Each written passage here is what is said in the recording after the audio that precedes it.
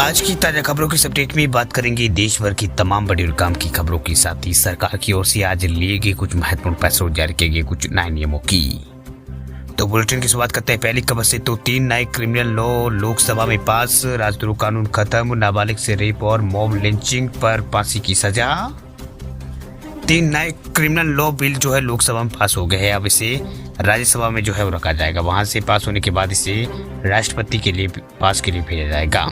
वैसे पेश करते हुए गृह मंत्री अमित शाह ने कहा है कि अंग्रेजों के समय राजद्रोह का कानून जो है अब खत्म किया गया है। नाबालिग से रेप और मॉब लिंचिंग जैसे क्राइम में फांसी की सजा जो है वो दी जाएगी। वही बिल पर लोकसभा में अमित शाह ने कहा है कि अंग्रेजों का बनाया राजद्रोह कानून जो है, इसके चलते तिलक, गांधी और पटेल समेत कई सेनानी 6 बार यहाँ पर गए हैं, 6 साल जेल में रहे हैं। वह कानून अब तक यहाँ पर चलता रहा है। वह इन्होंने कहा है कि मैंने राजद्रोह की जगह उसे देशद्रोह यहाँ पर कर दिया है, क्योंकि अब देश आज़ाद हो गया है और लोकतंत्र देश में यहाँ पर सरकार की आलोचना का मतलब कोई भी यहाँ पर कर सकता है। अगर कोई यहाँ पर देश की सुरक्षा या पर संपत्ति को नुकसान पहुंचाने का काम करेगा तो उसके खिलाफ जो है वो कार्रवाई होगी। वही अगर कोई शस्त्र या पर सशस्त्र विरोध करता है, बम धमाके करता है तो उसके खिलाफ कार्रवाई होगी। उसे आज़ाद रहने का हक नहीं है, उसे जेल जाना ही पड़ेगा। वही कुछ लोग इसे अपने समझ के कपड़े पहनने की कोशिश करेंगे, लेकिन मैंने जो कहा है उसे अच्छी तरह से समझ लीजिए कि देश का विरोध करने वाले को जो जेल जो है वो जाना होगा। पहले रेप की धारा 375, 376 जहाँ से यहाँ पर अपराध की बात शुरू होती है, इसमें धारा 63 और 69 को यहाँ पर रेप में रखा गया है। गैंगरेप को भी यहाँ पर इससे आगे रखा गया है। वह बच्चों के खिलाफ अपराध को भी यहाँ पर इसे आगे लाया गया है। मर्डर पर 302 और अब यहाँ पर 101 यहाँ पर हुआ है। वह 18 साल से कम उम्र की बच्ची से रेप में आजीवन कारावास और मौत की सजा का प्रावधान है। वह गैंगरेप के दोषी को जो है 20 साल तक की सजा और जिंदा जेल तक रहने की बात यहाँ पर कही गई है। बात अब करते हैं अगली खबर की। तो फोन में गूगल मैप का इस्तेमाल करने वाले लोगों के लिए बड़ी खबर। देखिए, गूगल मैप में अब मिलेगा फ्यूल सेविंग फीचर। लोकेशन के बीच मिलने वाले लैंडमार्क की डिटेल भी बताएगा गूगल मैप। टैब कंपनी जो है गूगल, उसने यहाँ पर यूजर्स के एक्सपीरियंस को बेहतर बनाने के लिए गूगल मैप में नए फीचर जोड़ने की बात कही है।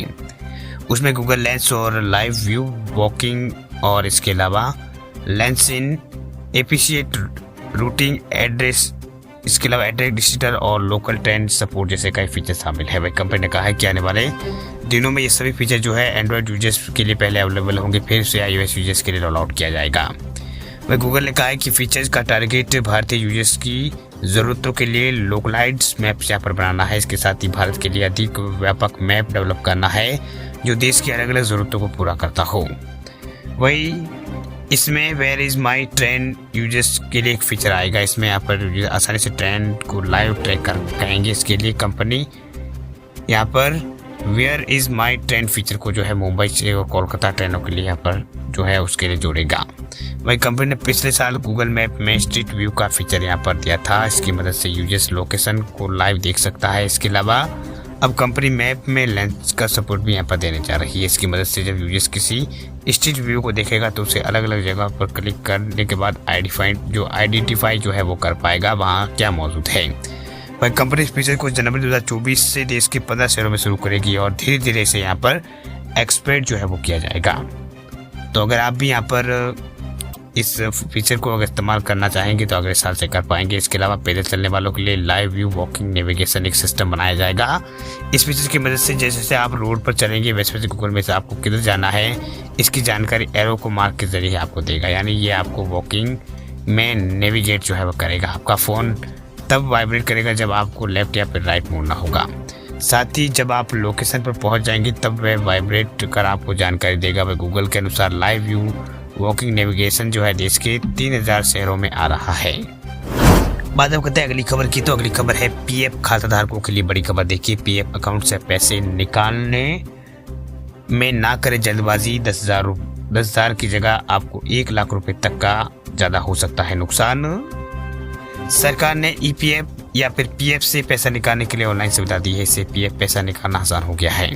वह इस कारण देखा जाता है कि पैसों की जरूरत पड़ने पर लोग जो है पीएफ से पैसे निकाल लेते हैं। अगर आप पीएफ से फंड से पैसे निकालने का प्लान बना रहे हैं तो इसके लिए आपको ये जानना बहुत ही ज़रूरी है कि ये पैसा जो है निकालने पर आपके रिटायरमेंट फंड पर कितना नुकसान है।